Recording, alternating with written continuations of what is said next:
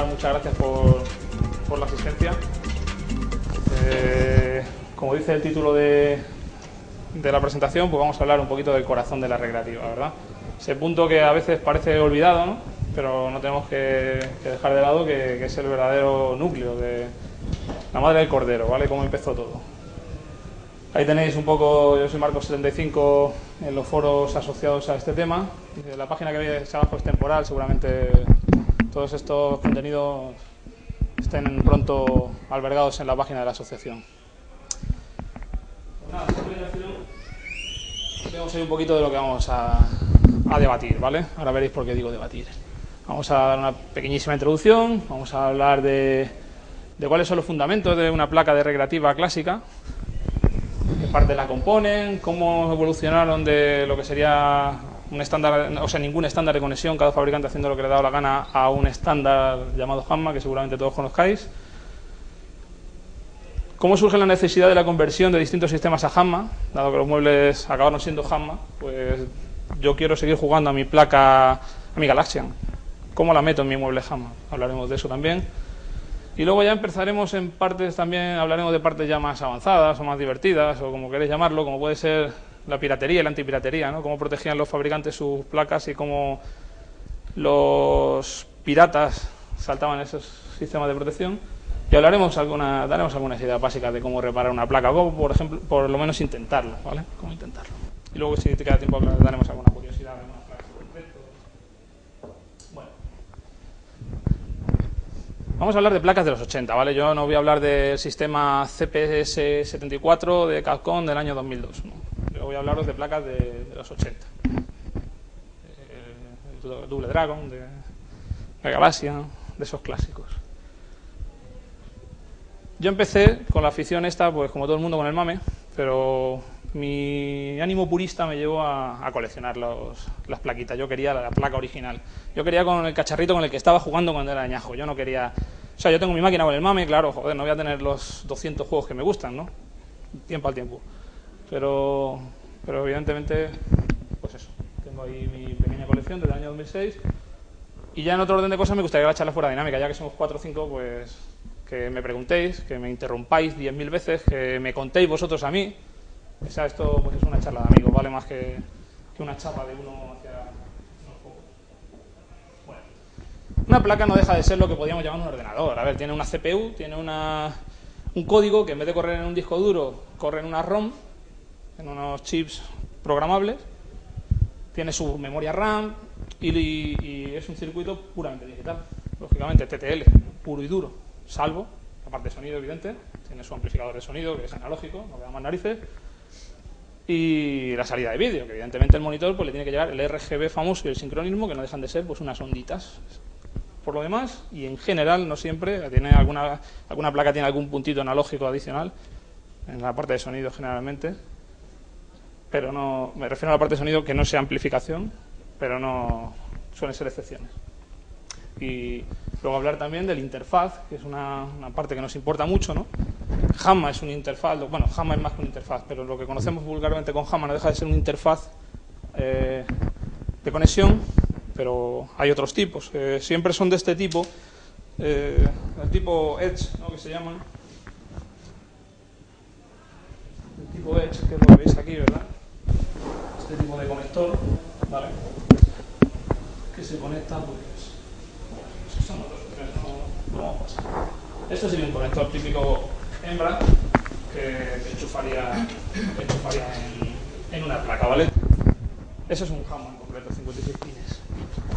Así que también conectores tipo Molex, ahora cuando pase el Arcanoid la veréis, pero vamos, básicamente eran de tipo finger, de tipo dedo. Bueno, pues dicho eso, luego me ha parecido un ordenador que vamos a conocer ahora. ¿Cuál era la estructura un poquito ya más a fondo? Pues podíamos distinguir esas partes principales que vemos aquí, ¿no? La parte de código, lo que corre el código, la parte de vídeo, lo que genera el scroll y demás, y la parte de sonido. Sobre una placa como esta, esto es un Double Dragon, ¿vale? Lo que vais a ver aquí es un Double Dragon, año 86, Tecnos, ¿verdad? Seguro que más de uno se ha dejado la paga en este juego. Aquí tenemos el procesador principal de la familia Motorola, no me acuerdo, está por la pegatina, es un 68, no sé qué, no sé cuánto, no es un 68.000, pero es un 68 de la familia Motorola. Y esta sería la parte de código, ¿vale? Esto que vemos aquí. Siempre junto al conector veremos la parte de los controles, que la incluimos también en esta parte de código, luego entraremos un poquito más en detalle. Y en este bloque de aquí vemos la parte de sonido, ¿vale? No se aprecia muy bien, este es el amplificador de sonido, justo donde tengo el dedo. Veis los condensadores ahí grandes que indican que ahí hay parte analógica dura, ¿vale? Ahí hay filtros y demás. Y luego aquí hay una serie de circuitos, si vamos desde el amplificador hacia detrás, pues vemos otra serie de circuitos como puede ser una etapa de preamplificación.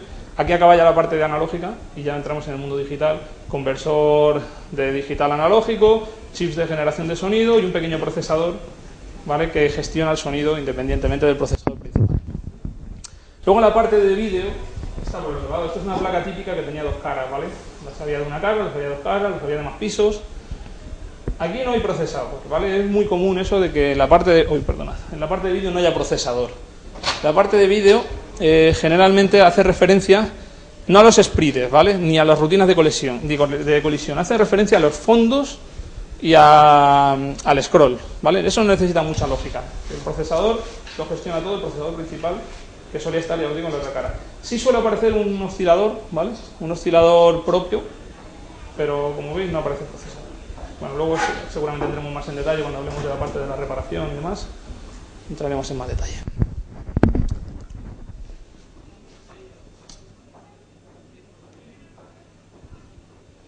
Vale. Luego, como ya hablando un poquito más en concreto, componentes básicos ya los hemos ido viendo, ¿vale? Los de un ordenador visto desde muy arriba, una CPU, una ROM, o sea, varias ROMs, varias RAM, circuitos a lo mejor más específicos de sonido y luego mucha lógica TTL, muchos circuitos, puertas lógicas, multiplexores, registros, tratamiento de bits, muy a bajo nivel. Y la clave, el reloj. Esto es un circuito TTL, un circuito digital puro. El reloj es fundamental, un oscilador, 2, 3, los que sean, que gestionarán un poquito el funcionamiento de la placa. El circuito de sonido, como hemos visto antes, pues también tiene un pequeño mundito, ¿vale? Es como un procesador en pequeñito, tiene generalmente su propia CPU, su propia RAM, su propia ROM, incluso su propio oscilador. Es como si fuese un anexo al resto de la placa. El circuito de vídeo ya lo hemos visto. Lo más importante del circuito de vídeo, bueno, no es lo más importante, la característica a lo mejor más destacable es que tiene unas memorias ROM, unas PROM, que son la paleta de colores, y son las que al final van a ir como driver al monitor directamente. Va a haber un conversor de digital a analógico y directamente la salida de esas memorias va a ser la que ataque al monitor arcade. Vale, circuito principal, que evidentemente hace todo el control de todos los componentes y sí que hay que tener en cuenta, sobre todo de cara a las reparaciones que hablaremos luego. Mi placa tiene problemas de sprites. ¿Eso es vídeo? No, no es vídeo, ¿vale? Evidentemente es un problema visual, pero quien controla los sprites es el núcleo principal de la placa. Es decir, si aquí hemos dicho que esta placa tiene dos pisos, que arriba está la parte de CPU y abajo está la parte de vídeo, con un problema de sprites nunca os vayáis a la parte de abajo, nunca. Eso es un problema de scroll, eso es un problema de fondos, pero no de sprites, ¿vale? Los sprites desde el circuito principal. Controles, ya lo hemos dicho, muy cercanos siempre al conector para buscarlos. ¿Qué suelen tener? Pues suelen tener un puente de resistencias y unos buffers de entrada, unos circuitos típicos 74LS, 244, 245, 240, esos son buffers. Un buffer simplemente coge una entrada y si está habilitado, la saca por el otro lado. Nos sirve, por ejemplo, para regenerar una señal que nos llega un poco débil, la sacamos fuerte y básicamente controla que al hacer muchas pulsaciones pues se vayan secuenciadas y no tenga ningún tipo de latencia, ningún tipo de problema, ¿vale? Luego también hablaremos un poquito más en detalle. Los D-switches, eso es curioso, ¿verdad? Los D-switches famosos son... Voy a cambiar para que lo veáis. ¿Qué nos permitían hacer los D-switches? Bueno, nos permitía cambiar, por ejemplo, cosas como... Supongo que habréis notado muchas veces. Dice, joder, yo voy a unos recreativos, la máquina me cuesta echar una partida 5 duros, voy a otro y me cuesta 50 pelas. Es el mismo juego. Eso se controlaba con los D-switches, ¿vale? Eran unos pequeños interruptores que en esta placa los vemos aquí, ¿vale? Esos tenían, pues como veis, suelen tener 8 posiciones y vienen dos bancos, pues 16, permite hacer una serie de combinaciones, ¿vale? Que entre otras cosas puedes cambiar el número de créditos que por partida va a tener el juego, La dificultad, también, seguro que lo habéis notado. Joder, en los recreativos fulanitos la máquina no me pasa ni a la segunda pantalla, pero en los menganitos me tiene una hora. La dificultad se controlaba también con esos switches. Y alguna cosita más, ¿vale? El modo test también se puede poner ahí. Flip de screen, ¿no? Por ejemplo, no es lo mismo jugar en una máquina upright, una máquina de las de toda la vida, que en una máquina cóctel, que es tumbada. Entonces, en las cóctel, por ejemplo, el jugador 1 juega con la imagen en una posición, el jugador 2 tiene que jugar con la imagen invertida. Todo eso se controla, se puede controlar con los DIP.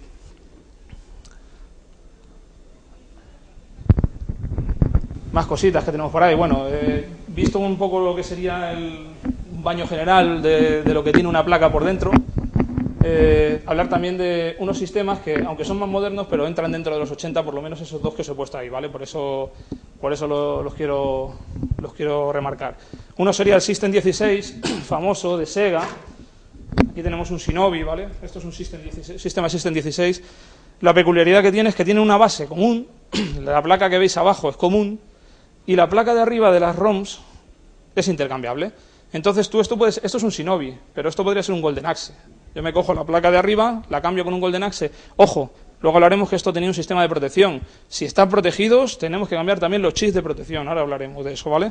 Pero si no están protegidos, como este que está desprotegido, intercambiando la placa de ROMs, la placa base era común.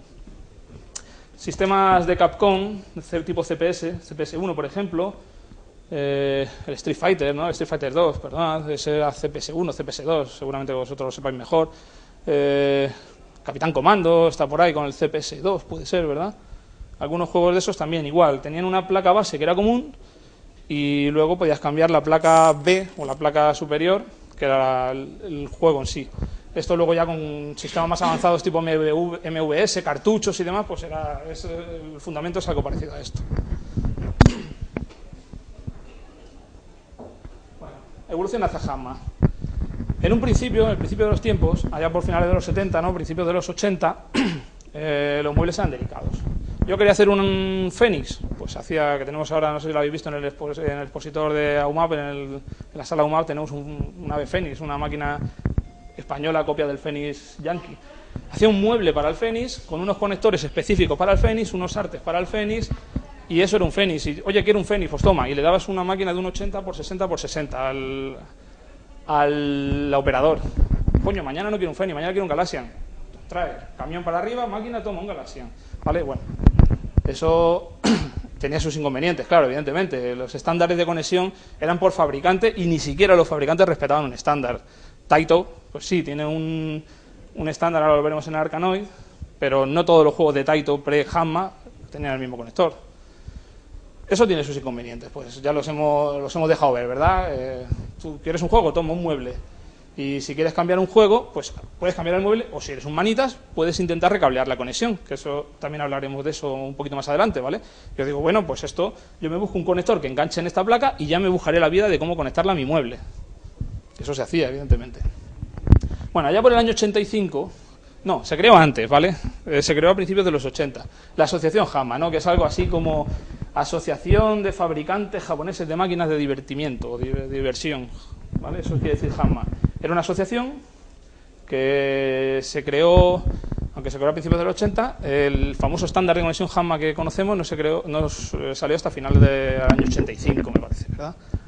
Es un estándar que no es de ley, nadie obligaba a nadie a seguirlo, pero ¿dónde se fabricaban las plaquitas estas? En Japón, el 90 y tantos % de ellas. Con lo cual se convirtió en un estándar, como pone ahí, de facto, ¿vale? No era obligatorio, pero prácticamente todas las placas que surgieron a partir de ahí, o muchas placas, ya utilizaban este estándar. Joder, eso tiene una ventaja muy grande. Yo soy un operador, tengo 25 máquinas en mi salón recreativo. Mañana no quiero tener ahí un Tetris, quiero tener un no sé qué. Quito placa, pongo placa. Así de fácil. Una plaquita que ocupa esto, ya lo veis. No me supone mucho estropicio cambiarla, pero claro, un mueble pues me hace polvo. El conector es el que veis por ahí, el tipo de conector típico, que estará pasando por ahí, de las placas Hanma. Y luego un poquito más adelante pues surgió el Hanma Plus, ¿vale? ¿Qué tiene el Hanma? El Hanma tiene, pues, conecta la alimentación, los más 5 voltios que necesita la placa, y los 12 voltios y menos 5 voltios que puede llegar a necesitar el sonido, 12 seguro para amplificar, menos 5 en algunos casos para preamplificar, la salida de vídeo, todo en un estándar, en los mismos pines siempre, en la entrada de controles, las 4 manetas, o sea, los 4 controles de la maneta, los 3 botones, jamás solo permitía 3 botones, más el de un player, más el de start, un botón de servicio, un botón de alguna cosita adicional, ¿no?, para mantenimiento. Y eso es lo que tenía básicamente Hanma. Con el tiempo, pues surgió el Hanma Plus ese que llaman, ¿verdad?, que te permitía un botoncito más, a lo mejor, porque Hanma tiene algunos pines sin utilizar. Algunos juegos sí lo usan. Si entráis en páginas del mundillo, pues a lo mejor veis tipo de conexión para este juego, Hanma Plus. O sea, refiere a eso, ¿vale? Bueno, entonces seguimos teniendo un poquito el problema del conector. O sea, vale, estándar Hanma, perfecto, todos los juegos ahora son Hanma, pero ¿y mi Arkanoid? ¿Y mi Green Beret? ¿Cómo lo conecto? Si no era Hanma. Bueno, pues eso te haces un adaptador, ¿verdad? Como este que os voy a pasar. Este que os voy a pasar es un adaptador del sistema de Sega System 16. Ojo, aquí ya estaba Hanma en el mercado, en 88, pero Sega era más chulo que nadie y dijo, pues no, yo sigo sacando mi estándar. Es engañoso, ¿vale? Porque si os dais cuenta tiene el mismo número de pines del Hanma, pero no es Hanma, están cambiados. ¿Cómo se hace un adaptador? Pues muy fácil. En estos casos, ¿vale? Te compras un conector hembra, que es el que os he pasado negro. Te compras un conector Hanma macho, que es ese que os voy a pasar ahora. El conector hembra tiene que ser que acople a tu placa actual, no tiene por qué ser Hanma, es precisamente la no Hanma. El conector hembra, un conector como ese de 56 pines, y a recablear. Te bajas el pin out del Hanma, el pin out de tu placa, y mapeas uno a uno los cables con tu soldador y te queda un conector perfecto. ¿Vale? Un adaptador, perdón, perfecto, que es el que ya os digo que está pasando por ahí. Eso es lo más sencillo. Luego hay algunos juegos peculiares y puñeteros, como puede ser el Pac-Man, famoso, que se alimentaban con corriente alterna, AC. Entonces no le puedes meter directamente la chicha de tu placa Hanma, de tu máquina Hanma, que no deja de ser una fuente de alimentación de corriente continua, ¿vale? Hay que hacer una pequeña modificación en la placa, que no deja de ser otra que puentear el rectificador, porque al fin y al cabo, joder, si el Pac-Man lleva unos chips TTL, eso necesita 5 voltios.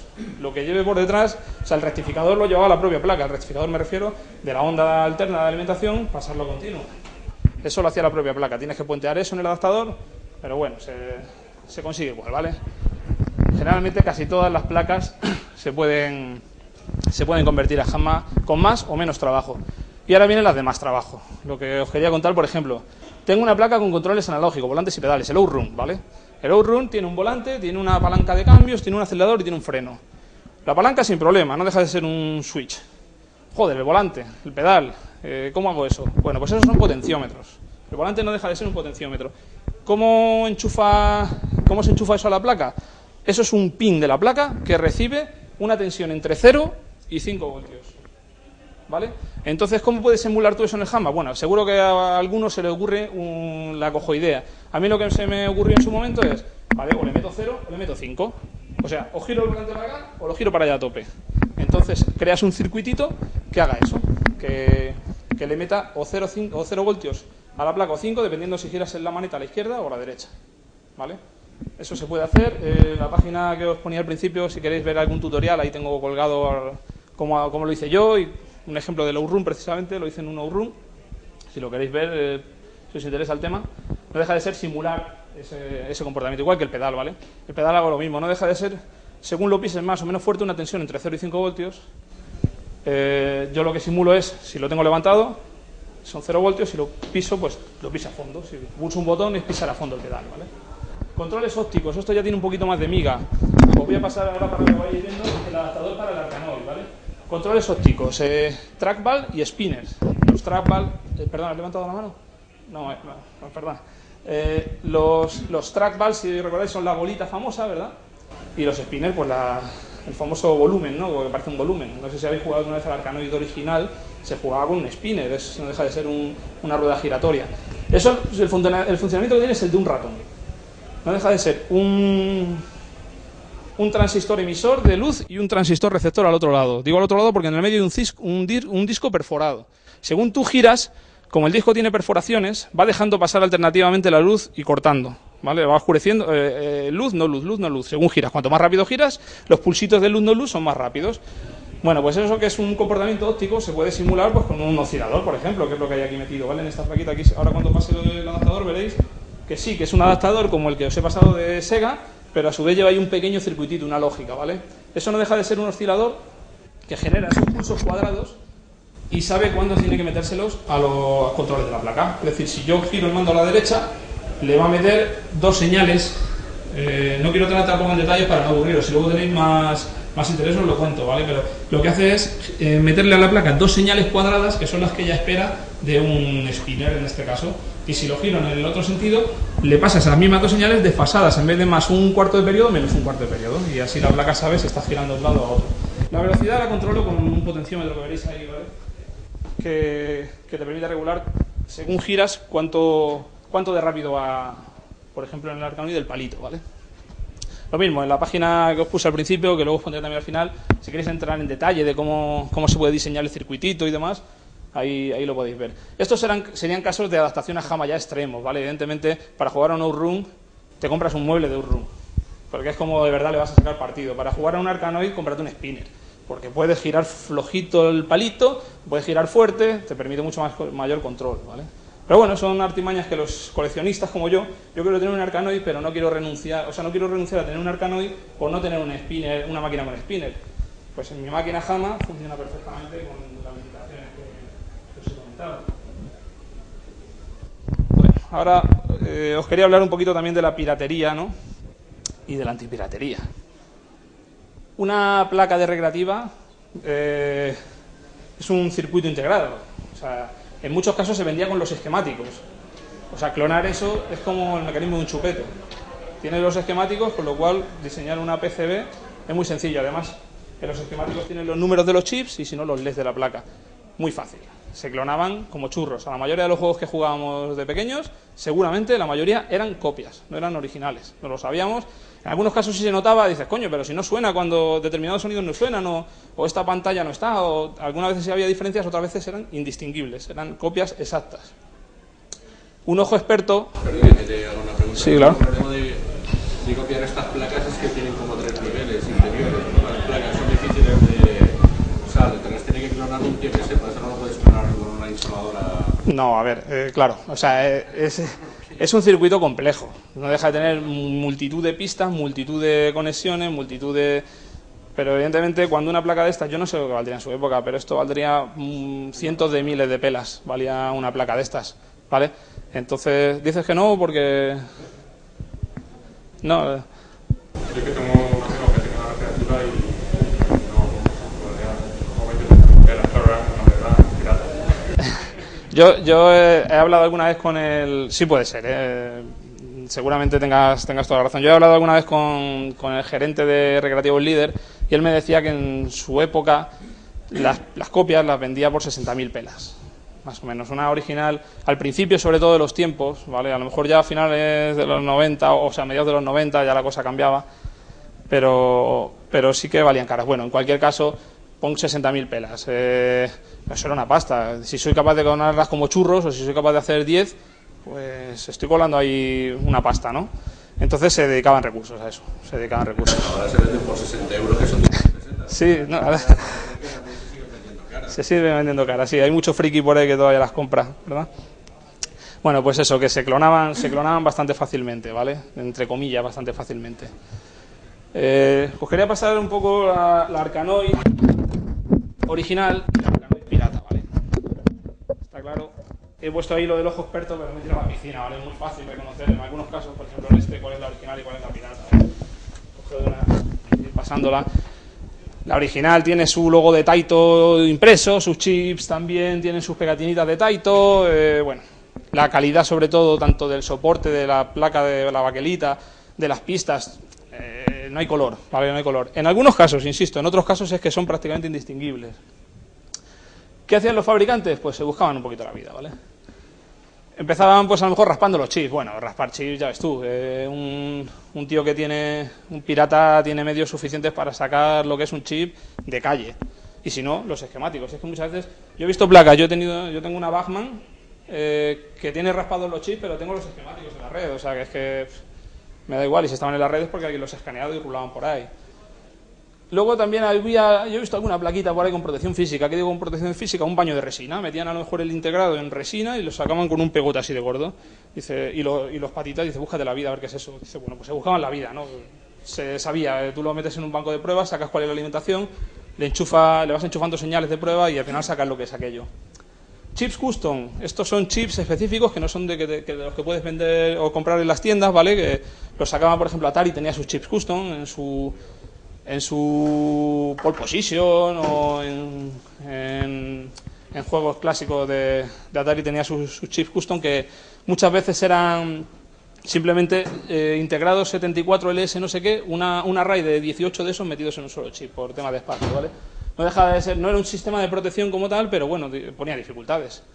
Y luego ya podemos entrar en cosas más avanzadas, ¿no? Encriptación de código. Eso ya era más serio, dices, coño, no tengo una CPU normal, sino que tengo una CPU que entiende código encriptado, y encripto el código y lo meto en las ROMs encriptado. Dices, a ver cómo sacas ese tema. Pues lo sacaban también, ¿no? Y de hecho MAME, el equipo de desarrollo de MAME, pues lo ha conseguido y por eso hay juegos encriptados emulados. Otros todavía se resisten, pero la mayoría pues van saliendo, ¿vale? Este era nuestro amigo, por ejemplo, Shinobi hacía eso. Lo voy a poner aquí para que lo veáis. Las placas de System 16, la mayoría, por ejemplo, corrían código encriptado.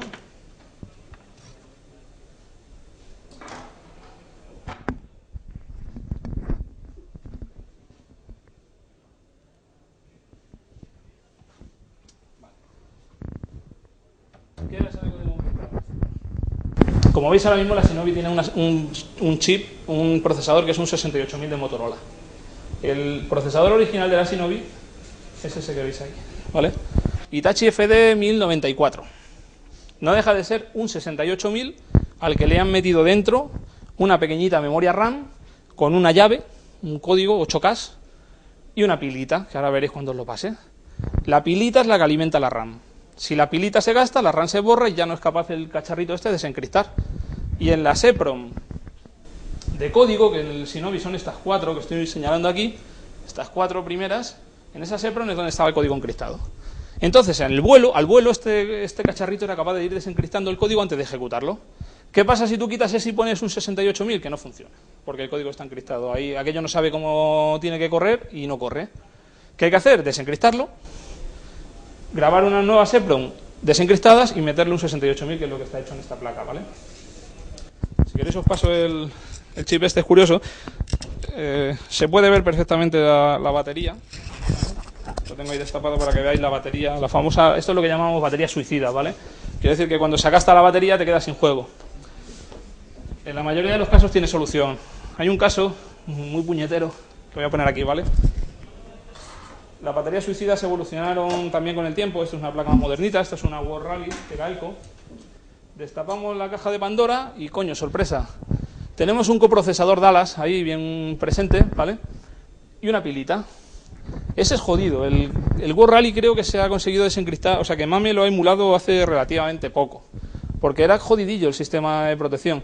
El Dallas se alimentaba, tenía un sistema de encriptación también que no conozco a fondo y una ROM interna y tal, y la pilita le daba chicha.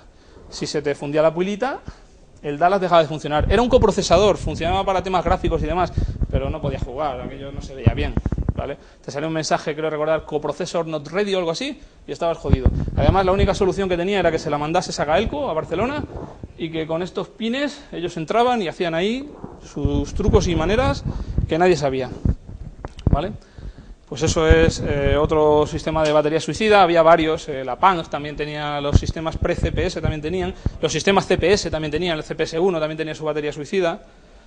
Casi todos tienen solución hoy en día, ¿vale? Para los coleccionistas eso es muy importante, porque yo quiero tener esa placa, quiero tener el Shinobi, pero no quiero que se me muera mañana ni dentro de un año, yo quiero tenerla de por vida. Entonces, bueno, el tema de las baterías suicidas para los coleccionistas es importante. Y es lo que veis ahí abajo, ¿vale? El tema de que la encriptación muchas veces se asociaba a un sistema de batería suicida. Bueno, luego si queréis, si tenéis alguna pregunta hasta ahora, si queréis podemos resolverla, pues vamos a pasar un poquito a otra cosa. No sé si queréis que aclaremos alguna cosilla de las que hemos hablado, ¿me queréis contar alguna? Sí, dime. Sobre las copias y los originales. Sí. Yo creo que era muy difícil distinguirlo, no solo los originales. Que no, que sí. Muchas versiones incluso de la misma placa, ¿no? Sí, sí. Y yo por ejemplo, tengo la Shinobi esa, la Golden X, y es roja toda. Y no sé por qué es roja, igual es por... ¿El que es roja toda, dices? La Golden X era roja. Ah. Y era original, no sé por qué cambiaba el color, si es por estética o... Era roja la Golden Axe. Tengo una, es roja, es original, sí. Y no sé, porque me dices que se cambian, ¿no? La ROM se... Sí, sí, yo también tengo una Golden Axe, es idéntica a la placa a esa. Por eso me extrañaba. Es lo que te digo, es que hay tantos modelos que ya no saben ni si son los originales que cambian o no. Sí, bueno, muchas veces sí, cuando has visto muchas placas sí es fácil distinguirlas, ¿sabes? Siempre buscas el logo escrito en algún sitio y eso lo respetaban los piratas, ¿no? No iban a poner el logo...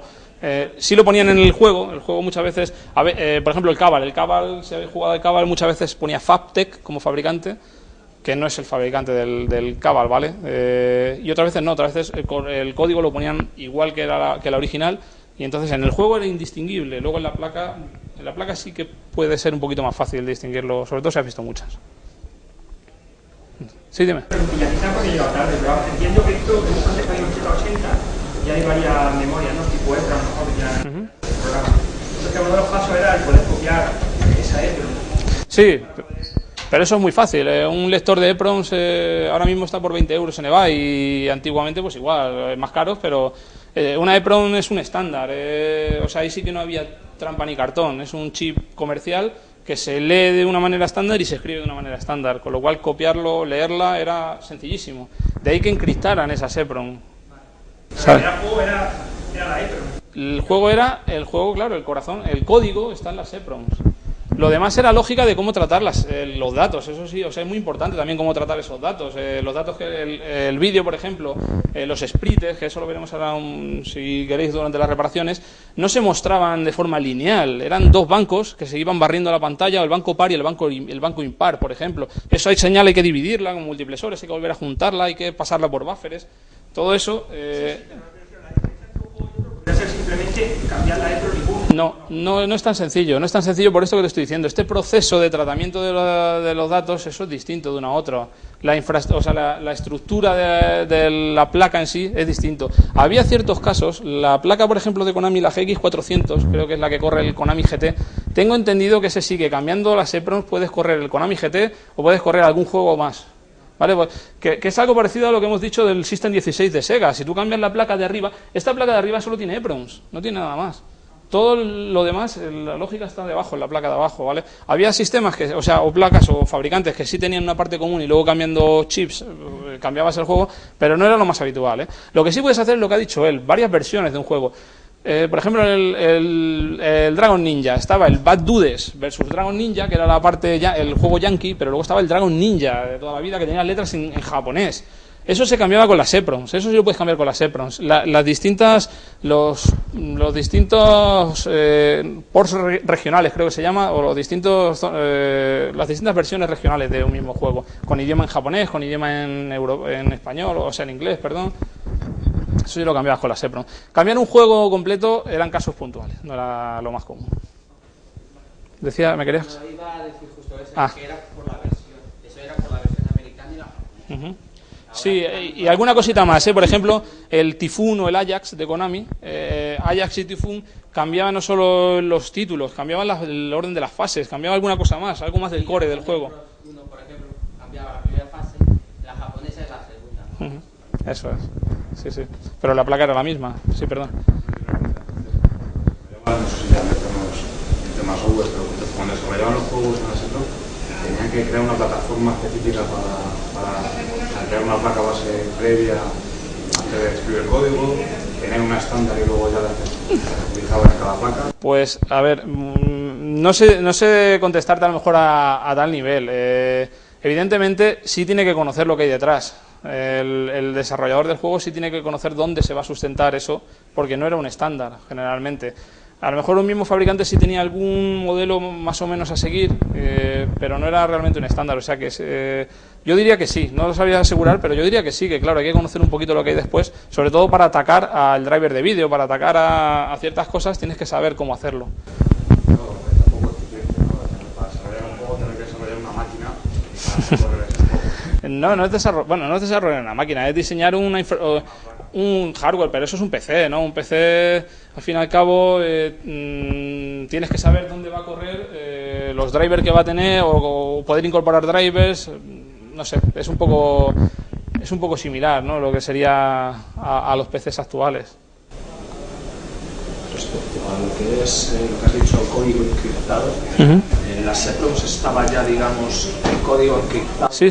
Cuando se pasaba al procesador, se desencriptaba. El procesador lo desencriptaba. El procesador lee, o sea, él va a la ROM y direcciona la ROM y saca, por ejemplo, el 68000 saca palabras de 2 bytes, ¿verdad?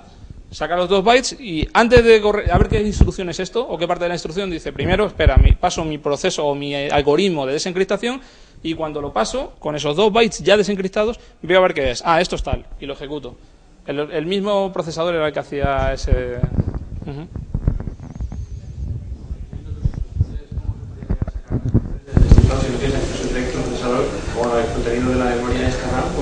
El descifrado no se sacaba... Claro, tú no puedes acceder a la RAM. En el momento que intentas, si habéis visto por ahí el chip, en el momento que intentas acceder a la RAM, desconectas la pila fijo. Con lo cual dejas de alimentar la RAM. Y la RAM se borra.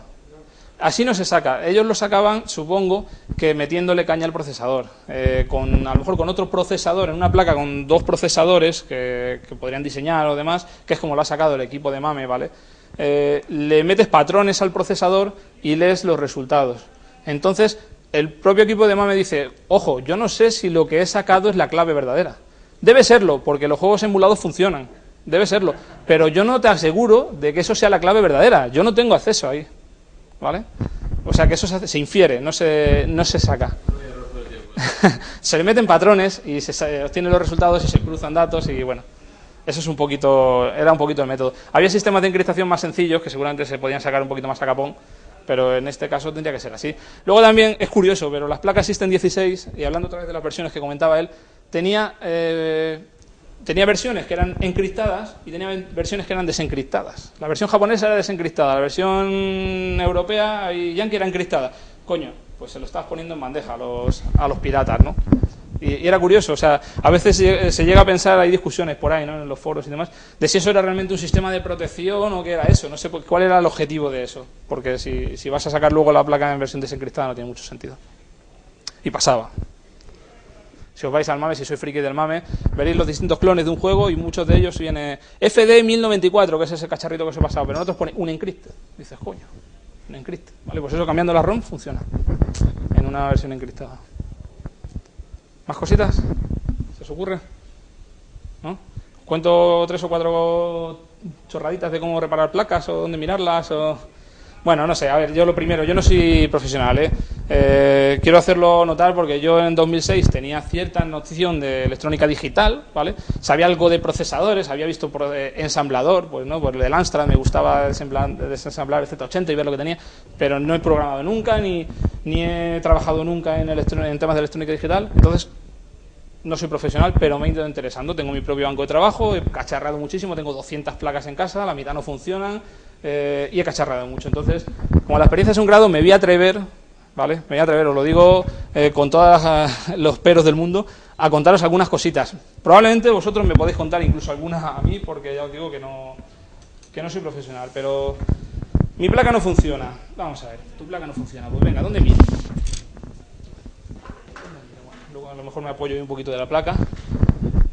Antes de nada, ¿qué necesitamos? Para el nivel que os voy a contar aquí, ¿qué es lo que yo hago? Un soldador, bueno, eso es evidente, con su estaño y demás, alguna herramientita de apoyo como un destornillador pequeñito, un cúter, unos alicatitos de corte, no sé qué, un polímetro fundamental, una punta lógica, que os la voy a pasar para que la veáis. Esto no es fundamental, ¿vale? Pero a mí me solucionó muchos problemas. Yo antes de tener esto reparaba una placa al año y con esto pues pasé a reparar 2. No te salva la vida, ¿no? Pero bueno, sabiendo utilizarla puedes hacer alguna cosita. Y si tienes los esquemáticos, que están en la red muchas veces, pues miel sobre hojuelas, ¿no? Ya vas un poquito más a tiro hecho. Pasos previos, importante, parece una chorrada, ¿vale? Pero si haces estos pasos, tienes reparadas a lo mejor un 20% de las placas con las que te pones. Limpieza, dices, joder, ¿qué pijo es este? No, es que tienes que ver. A ver, si tiene una capa de polvo así de gorda, no ves las pistas. Las pistas hay que verlas, porque si tiene una pista rota, es lo primero que tienes que mirar.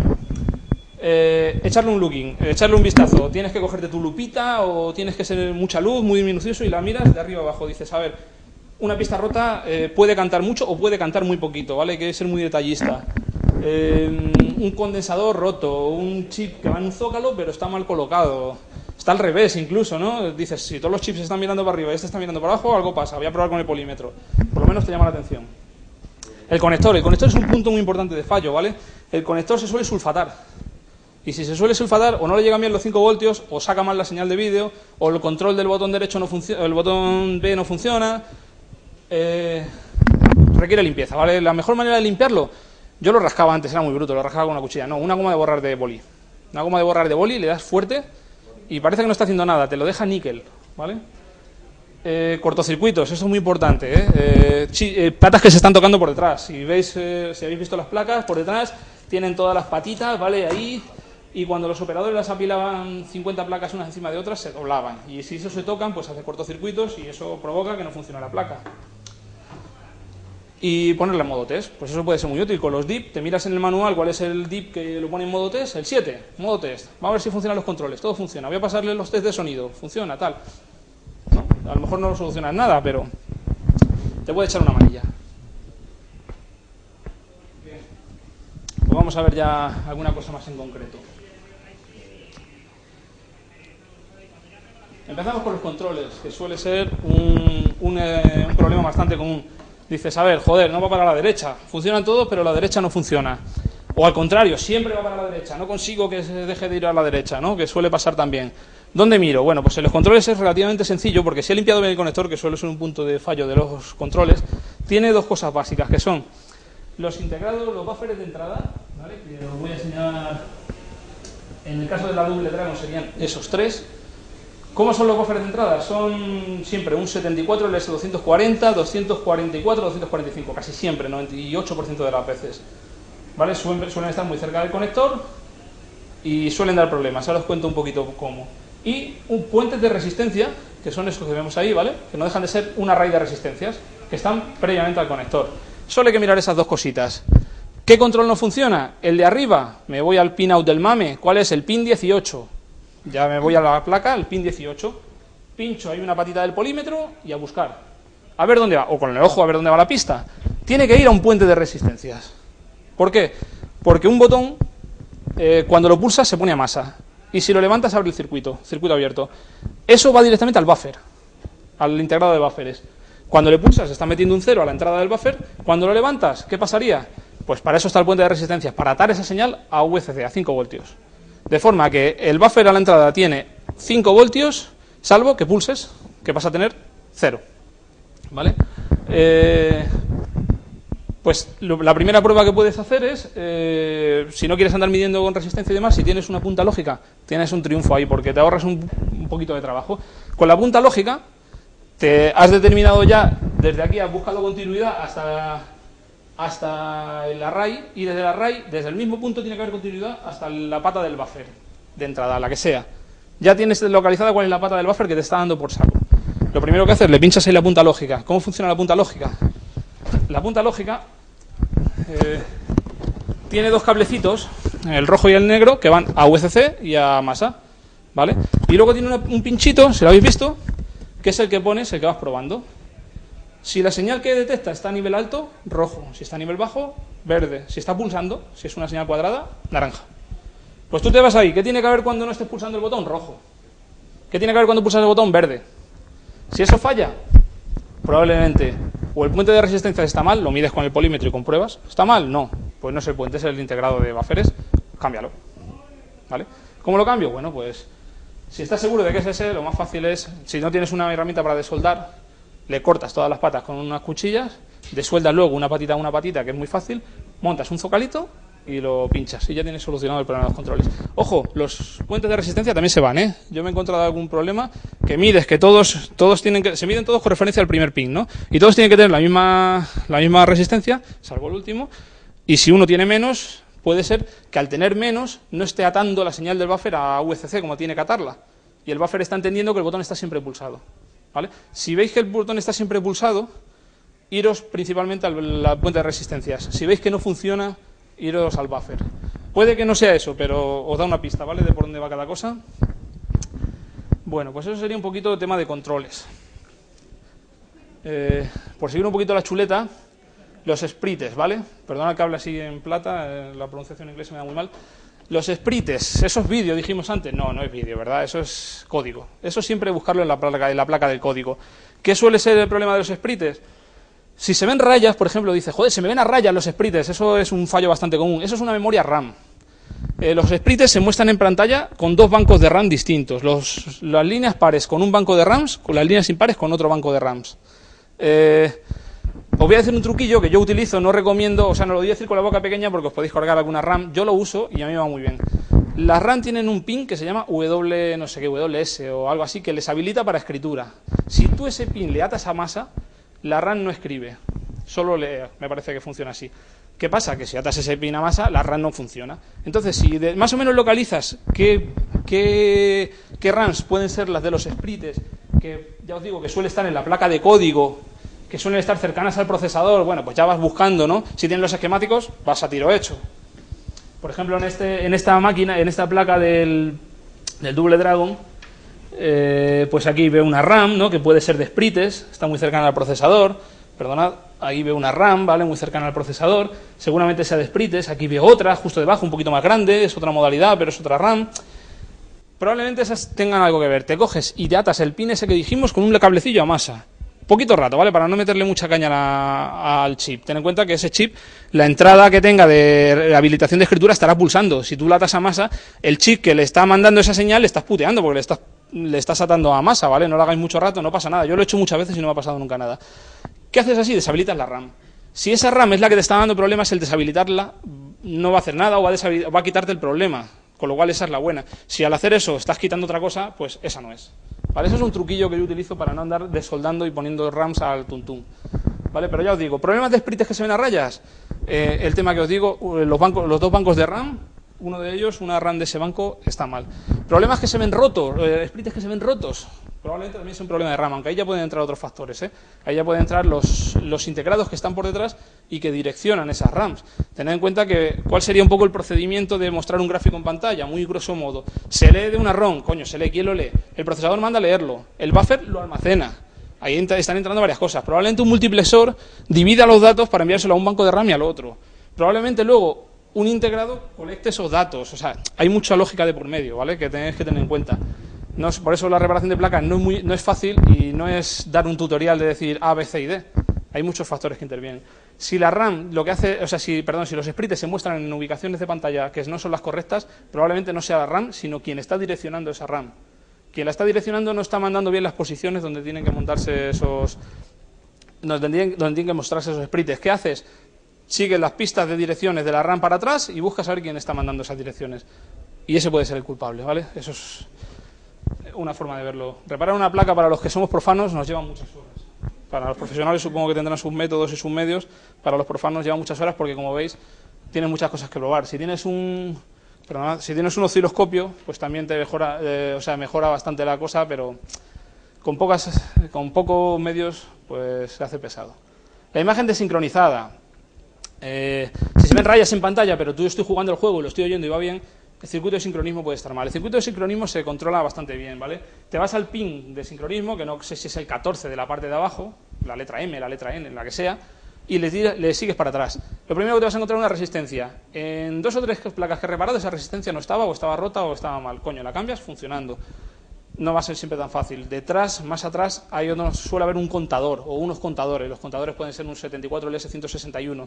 Esos, al fin y al cabo, son contadores que van barriendo la pantalla. A veces esos también se fastidian, ¿vale? Son los problemas más comunes que podéis encontrar con la pérdida de sincronismo. Con los esquemáticos vais a tiro hecho por ellos. Si los esquemáticos hay que tirar de polímetro y mucha paciencia siguiendo pistas. Ojo con el circuito de sonido, ¿vale? Dices, mi imagen se ve mal, subo el volumen y se empieza a ver cada vez peor, tal. Interferencias. Ese circuito de sonido no está filtrando bien. Mira el circuito, los condensadores, los electrolíticos sobre todo, que se funden con cierta facilidad. Además, aparentemente muchas veces se ven bien, dicen, joder, si está perfecto, si está níquel, si es que está brillante, puede estar jodido, ¿vale? Los cambiáis, son baratos, o relativamente baratos, y es fácil de cambiarlos, y se soluciona algún problemita. Y si no, ya cosas más serias, dices, no, es que ya te vas a la placa de vídeo, ¿vale? Entonces ya la placa de vídeo, que puede ser una placa distinta, en el caso de la Double Dragon, la parte de abajo, o en otro caso, por ejemplo, la World Rally, pues más complejo todavía porque va todo integrado, ¿vale? Ahí hay un berenjenal que no veas. Yo ahí en los problemas de vídeo ya sí que no me he metido casi nunca, ¿vale? Es mi asignatura pendiente porque la verdad es que me cuesta entrar ahí. Resuelvo algunas cositas de vídeo, pero sencillitas. El sonido me gusta, el sonido es bastante más facilito, ¿vale? El sonido, como hemos dicho, sigue unos pasos muy marcados, tiene su procesador propio, su oscilador propio generalmente, su propia RAM, su propia ROM, todo propio. Entonces vas a tiro hecho donde tienes que mirar. Yo lo que hago, en el caso del sonido, es mirar de atrás hacia adelante, es decir, me voy, lo primero, a ver si funciona el amplificador final. ¿Cómo veo eso? Muy fácil, subes el volumen de la recreativa a tope. Si zumba, está funcionando, si no zumba, está muerto. Otra forma de verlo es si se calienta. Si lo tocas y está frío, los amplificadores de sonido se suelen calentar. Está muerto también, ¿vale? Lo cambias y a probar suerte. O algún condensador justo de la etapa de salida, ¿vale? Generalmente el sonido sale a los altavoces con un condensador, pues ese condensador se puede haber ido. Los condensadores también podéis probar a tocarlos, los de la etapa de salida. A veces se soluciona y dice, ¡pum! Funciona el sonido. Bueno, le voy a cambiar, no le voy a dejar la ñapa, ¿no? Pero es este el culpable. Te vas un poquito hacia atrás, eso funciona, el amplificador funciona porque zumban los altavoces. Suele haber detrás, o sea, previamente a ese amplificador, unos preamplificadores, que son amplificadores operacionales, suelen tener 8 patitas nada más, unos integrados muy pequeñitos. ¿Cómo pruebas esos? Yo con unos altavoces de PC, como el altavoz de PC lleva un amplificador, le pelo los cables tal, y a la entrada de ese preamplificador pruebo a ver si hay sonido. Si suenan los altavoces de PC, a la entrada y no a la salida, por ejemplo, ahí tengo el culpable, ¿vale? Y ahí acaba la parte analógica. Si seguimos hacia detrás, nos vamos al mundo digital. Bueno, pues al mundo digital tampoco nos tiene que dar miedo. A mí sí. Yo la parte de digital la obvio y me voy al procesador directamente, que me vuelve a resultar fácil. ¿Por qué? Porque un procesador, para funcionar, lo primero que tiene que tener es reloj, la señal de reloj, ¿vale? No hemos hablado de ella, pero es muy importante en una placa. Luego seguramente ahí en la parte final tengo puesto lo de circuitos osciladores, porque mi juego no funciona, se ve todo negro, vete al oscilador lo primero. Mi placa no suena y en la parte analógica está bien, vete al oscilador, ¿vale? Luego hablaremos de cómo revisar un poquito en detalle el oscilador. Si le llega el reloj al procesador, ¿cómo sabes si le llega el reloj? Esta es la mejor herramienta. Te vas al pin correspondiente, si es un Z80, al pin no sé qué, y si se pone naranjita la luz, bueno, eso es que está pulsando, ahí hay reloj, ¿vale? Si se pone verde o roja, malo, ahí no hay reloj. En naranjita recordar que es pulsando, una señal pulsante. El reloj no deja de ser una señal cuadrada de frecuencia fija. ¿Que tiene reloj? Vete a la señal reset. Esa también suele dar problemas, ¿vale? El reset es un circuito, muchas placas llevan lo que se llamaba el watchdog, el perro guardián. Si hay un problema en la placa, el watchdog está continuamente vigilando. Que detecta una anomalía, le manda un reset al procesador. Eso evitaba que, por ejemplo, si el operador estaba atendiendo a 18.000 máquinas en su sala, se le colgaba a uno la máquina y tendría que ir a lo mejor con la llave, abrir por detrás, tal, darle no sé qué. Estaba pensado para eso, ¿vale? Reseteos automáticos. Pues ese pin reset tiene que estar, estoy hablando de memoria, creo que tiene que estar a nivel alto, porque le manda un nivel bajo para empezar y luego se tiene que poner a nivel alto. Ojo que puede estar pulsando y si esa señal pulsa, malo, caca. Eso quiere decir que le está reseteando continuamente. Eso no puede pasar, ¿vale? ¿Qué está pasando ahí mal? ¿Qué está viendo mal? Que lo que haya por detrás mandando ese reset sigue las pistas que hay algo mal, ¿vale? O el propio Z80, digo, el de sonido suele ser un Z80, pero no siempre, puede estar mal también, ¿vale? Le llega el reset, o sea, el reset no está bien, le llega el reloj, no sé qué, prueba a cambiar el Z80. Yo también lo he hecho a veces, me he tirado a la piscina y en alguna ocasión ha funcionado, ¿vale? ¿Por qué tirarse a la piscina? Porque los circuitos que están en medio son un poco puñeterillos, son circuitos específicos de sonido, generadores FM, conversores digitales analógicos. Da un poquillo de miedo. Yo la verdad es que no me meto mucho y seguro que tengo alguna placa por ahí que se podría arreglar de esa manera, pero no me he metido, ¿vale? Y luego los osciladores, que son la madre del cordero un poco, ¿verdad? Podemos encontrarlos en dos modalidades. Por ejemplo, esta es la modalidad A. Ahora vamos a verlo rápidamente. La modalidad A es un cristalito de cuarzo, que es el que, por su propia física, si algún físico lo sabrá, eso vibra por naturaleza y eso es una maravilla, ¿no? Aquello vibra a una frecuencia fija. Perdona, joder, estoy... Vale, pues eso, tenemos aquí el cristalito de cuarzo, ¿no? Que eso es una maravilla, ya os digo, vibra por su propia composición interna. Se le suele poner un par de condensadores, que los veis aquí, ¿vale? 2 condensadores, un par de resistencias y una puerta inversora, 74LS04, suele ser la puerta inversora que se utiliza, ¿vale? Eso es un oscilador. A la salida de esa inversora tenemos una señal cuadrada de una frecuencia fija. Bueno, pues se puede ir no suele ser muy común, pero se puede ir, pero vamos, En el 80% o 90% de placas que he reparado con problemas de oscilación, el 74LS04. Con esto, chupado. ¿A qué patas del 74LS04 tengo conectado esto? A estas. Pruebo a ver si está oscilando, que no oscila, me vengo aquí. Compruebo con la punta lógica, que es lógico, perdón. Lo primero, si oscila o no oscila. Lo puedes ver o en el pin correspondiente del microprocesador, ¿no? Le llega el reloj al pin 7 y ahí tiene que haber una señal oscilante. Eso lo ves con la punta lógica. No tienes otra forma de verlo. La forma más sencilla dentro de las posibilidades es o con un oscilador, o con un osciloscopio lo ves fijo, pero con esto también. Si se pone la luz naranja es que está oscilando. ¿Vale? Con otro tipo de herramientas puedes usar un polímetro. A ver, si con un polímetro al fin y al cabo, si le pones da 0 es que está a nivel bajo, da 5 está a nivel alto, si da 3 voltios pues es que está oscilando, ¿vale? Pero lo mejor es usar esto. Esto es lo mejor. No, en la pantalla si lo que no oscila es el circuito que alimenta el procesador principal, caput. Se ve negro. Negro. Si lo que no oscila es el oscilador del circuito de vídeo, se ve negro también. Es que no creo que ni que se vean los sprites. En algunos casos a lo mejor se ven los sprites, pero ni eso. Y si lo que no oscila es el del sonido, no se oye. ¿Vale? Pero siempre la punta lógica, el polímetro también te puede ayudar, pero vamos, si tienes la punta lógica triunfas. Pues lo que os decía, que este se suele ir bastante, ¿vale? Cuando tú pinchas la punta lógica a la entrada de un inversor y ves que está pulsando y a la salida está a nivel bajo, eso está mal. ¿Por qué está mal? Porque si la entrada está cambiando de 0 a 1, el inversor, la salida tiene que estar cambiando de 0 a 1, cambiada, pero también oscilando.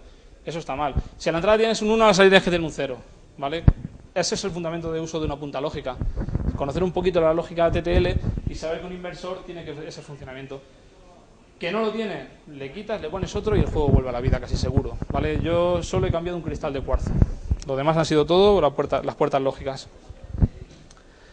Vale, creo que de reparación en principio no os quería contar mucha cosa más.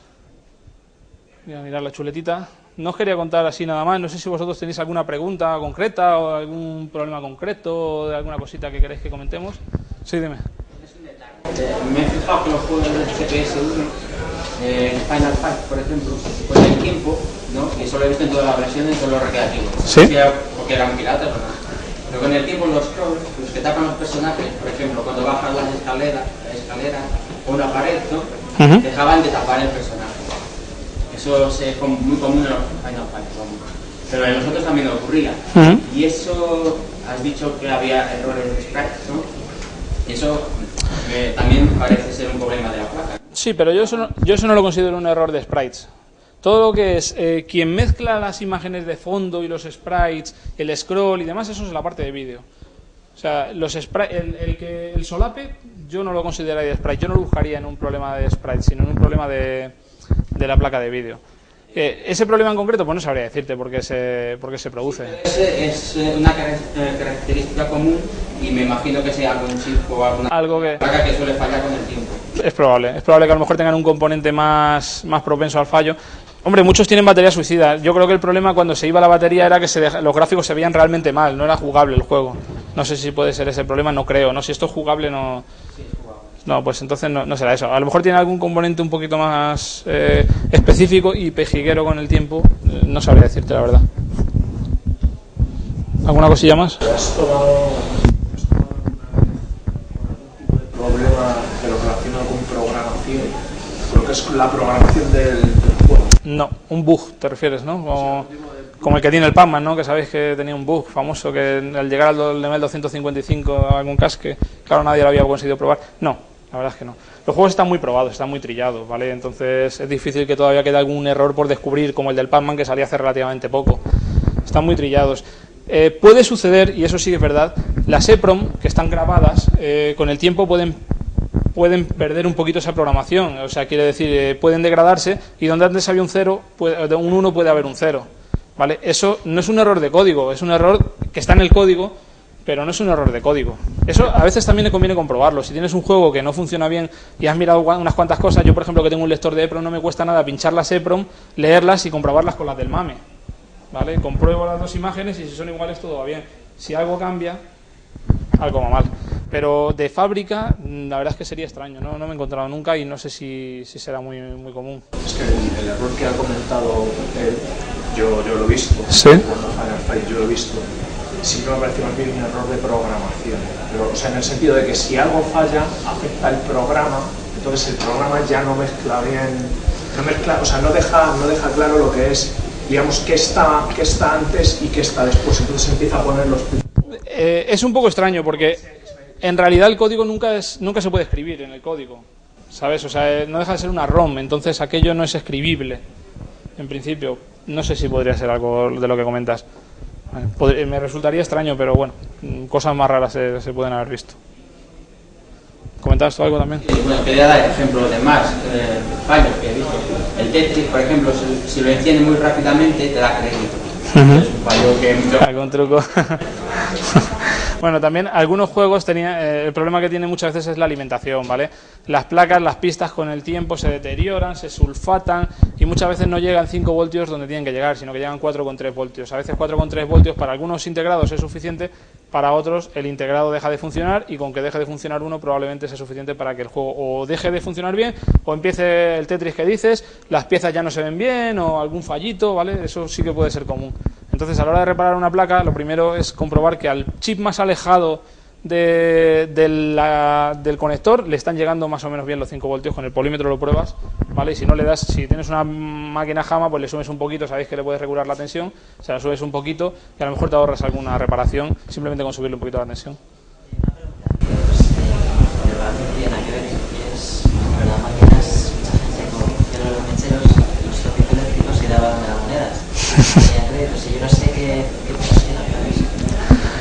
Supongo que lo que harás será, no sé, será saltarle con la corriente estática que pueda a lo mejor generar, a lo mejor salta un pequeño arco que haga el cortocircuito en el switch del monedero. Supongo que será algo de ese estilo, ¿vale? O sea, al fin y al cabo, o le estás poniendo a masa. Ten en cuenta que no deja de ser un interruptor, entonces si tú eres capaz de poner a masa el cablecito del interruptor correspondiente, porque salta un arco, pues estás metiendo un crédito. La placa dice, coño, masa, pum, crédito. Vale, o sea, que puede ser algo así, que estés haciendo saltar un pequeño arco. ¿Puedes comentar así rápidamente el papel de Stackman? Perdón. No, búscalo por ahí. Yo no estoy muy puesto, pero creo recordar que cuando llegaba al nivel 255, al siguiente se colgaba. Dices, me pone todos los integrados, todos los componentes que tiene que tener, pero no están. Ponlos. Los pones, cambias algunos jumpers y aquello empieza a emitir vídeo como lo entendemos y como lo entiende JAMA, ¿vale? También en mi página tengo un pequeño tutorial de cómo lo hice en la Popeye, es curioso, ¿vale? Porque viene integrado en la Donkey Kong, pasa lo mismo, en la Mario Bros. Viene integrada la parte del circuito que hace eso, pero no, o sea, viene en la placa, pero no vienen los componentes, ¿vale? Es curioso. Con el amplificador pasa lo mismo, tenía un amplificador externo de sonido, pero viene todos los huecos para poner tú tus componentes y también saca sonido amplificado, ¿vale? Entonces, convertir la JAMA pues es muy fácil. Le pones esas dos cositas, le haces el cableado, el conector como este que os he enseñado de la Sega System 16, no tiene que tener ningún tipo de circuito ni historias, cable puro y duro, y aquello funciona en JAMA, vamos, que se las pela.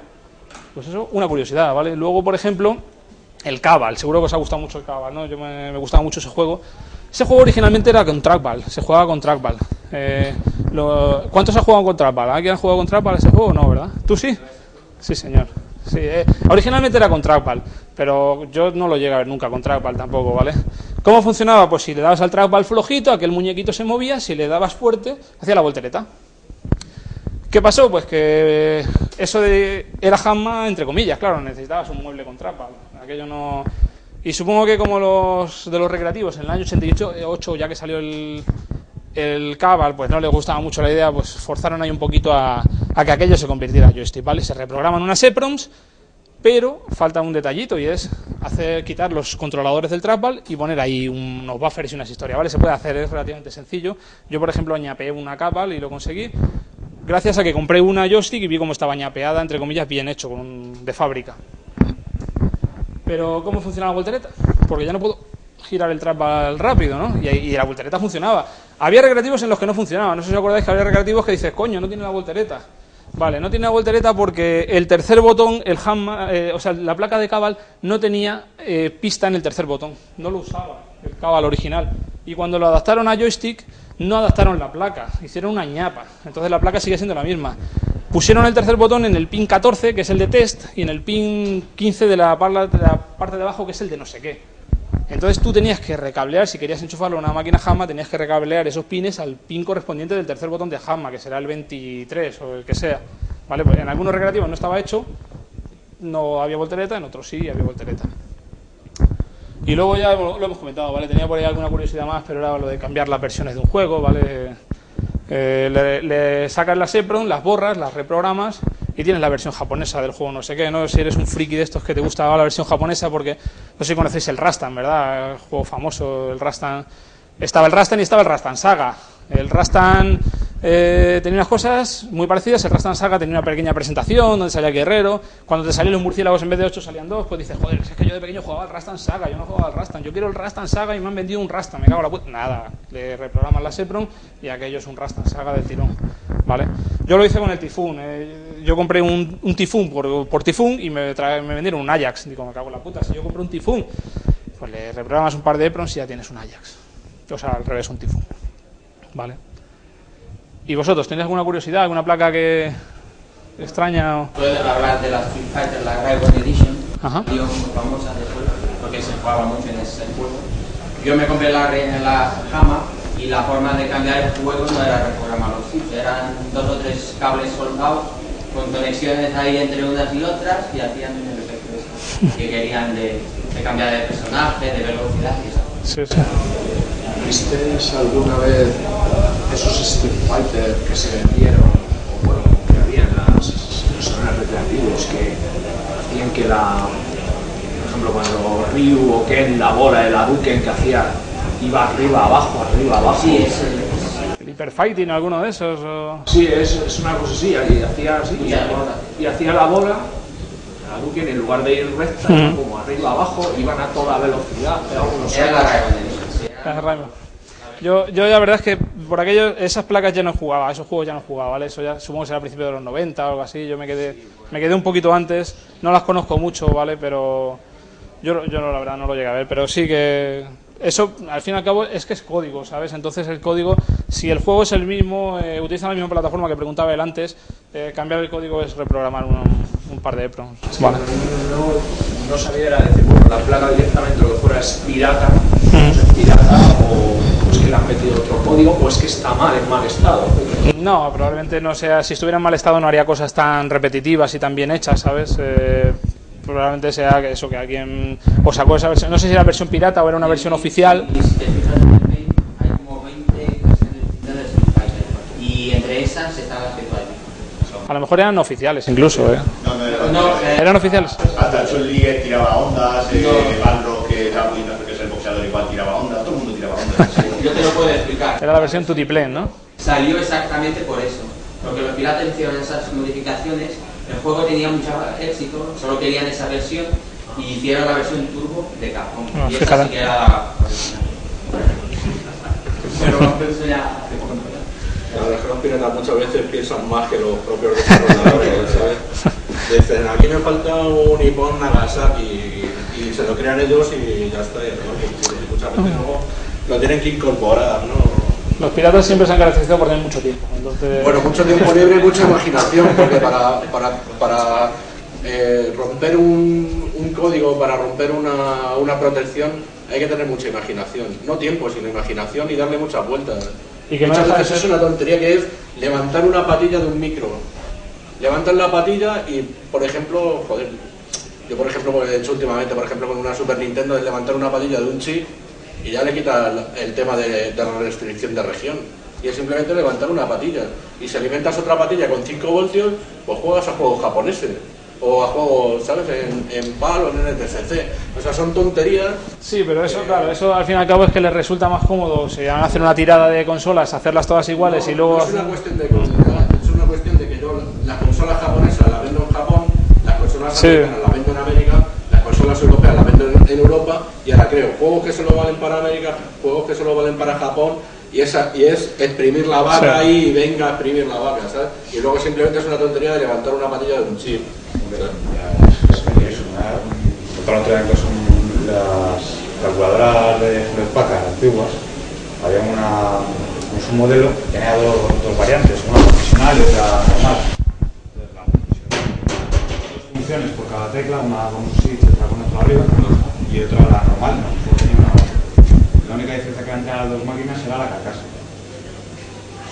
hacía las mismas combinaciones de teclas, una que Ya, pero eran igual de funcionales. Ya, pero no podías hacerlo porque no tenías la tecla para darle a... Sí. También igual, pero la carcasa no te indicaba qué combinación tenías que hacer. Vale. O sea, que llegas a eso.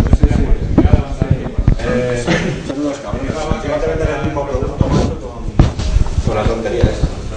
O luego simplemente era una modificación física.